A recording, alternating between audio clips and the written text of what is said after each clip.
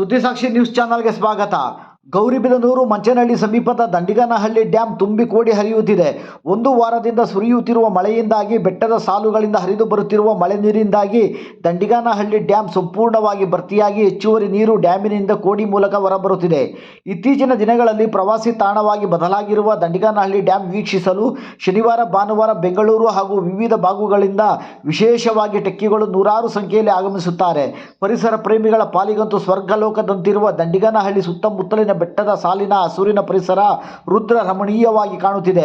ಮತ್ತು ಇತ್ತೀಚೆಗೆ ಡ್ಯಾಮಿನಲ್ಲಿ ಈಜಲು ಹೋಗಿ ಸಾವನ್ನಪ್ಪಿರುವ ಘಟನೆಗಳು ಕೂಡ ಜರುಗುತ್ತಿವೆ. ದಂಡಿಗನಹಳ್ಳಿ ಡ್ಯಾಂ ಭರ್ತಿಯಾಗಿರುವ ಕಾರಣ ವಾರದ ಕೊನೆ ದಿನಗಳಲ್ಲಿ ಪ್ರವಾಸಿಗರ ಸಂಖ್ಯೆ ಹೆಚ್ಚಾಗಬಹುದು ಎಂದು ಸ್ಥಳೀಯರು ತಿಳಿಸಿದ್ದಾರೆ.